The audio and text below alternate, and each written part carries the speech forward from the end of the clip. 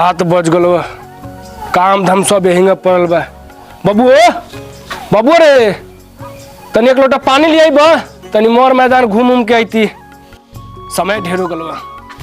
ले आओ रे। ली बाबूजी पानी।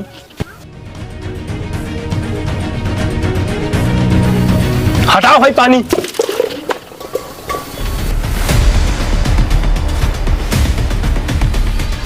तोरा के कितना बेर मना कैले बानी ते अपन मनहूस चेहरा हमके न दिखाइए। तोर चेहरा सुबह सुबह देख ली लाता पूरा दिन खराब जाला। बाबूजी रवे नु कन्या कि बेटा पानी ले आवा। तेरी को हमर बेटा बारे, हम तो अपना छोटका बेटा के कहले नहीं पानी लेवेला। बाबूजी आखिर कौन गलती भइल बा हमरा से कि हम पानी नहीं दे सकत? गलती पूछा तारे। तोरा वजह से गांव समाज के आदमी हमके एगो बाज के बाप कह के बुलावला। तोरा वजह से हमरा ये गांव में सर झुका के जियला पड़ता।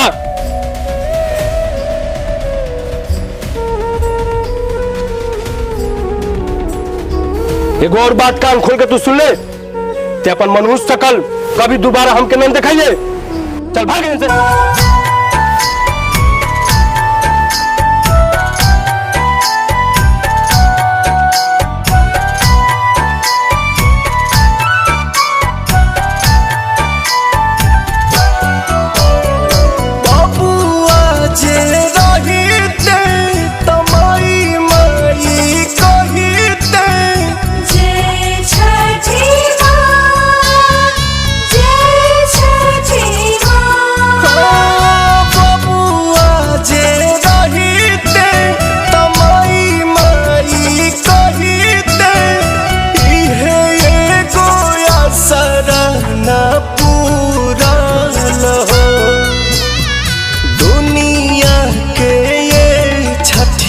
सब कुछ दिहालो हमारा ला कुछ न जुड़लो।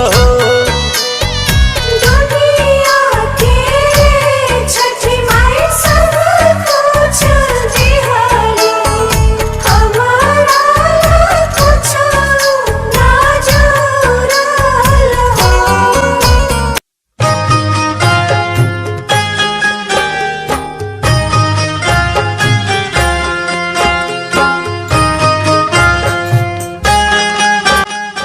अरे बउआ सब लोग के घरे खुशी के माहौल बा, तू काहे रोता रहो बतावा।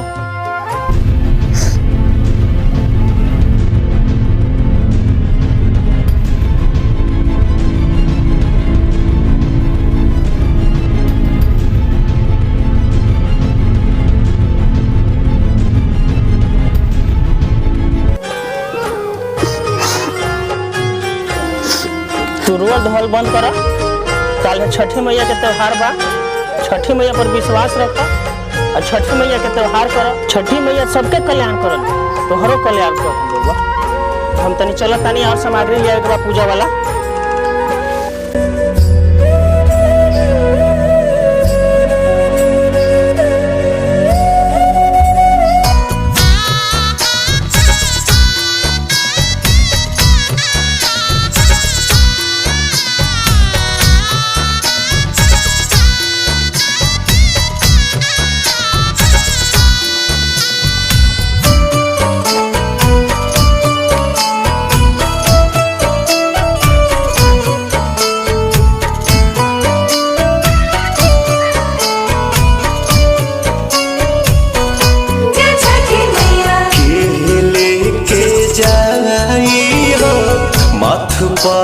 पदौरावा के करी पियरियो हार बिलखी बिलखी रोवे घाटे बजनिया छठी मैया सुन ली गोहार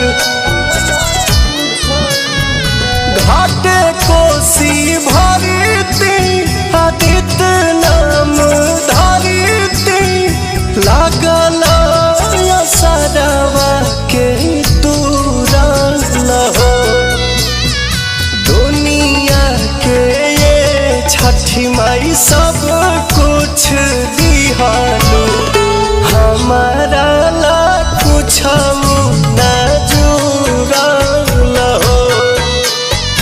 वजह से गांव समाज के आदमी हमके एगो बाज के बाप कह के बुलावला।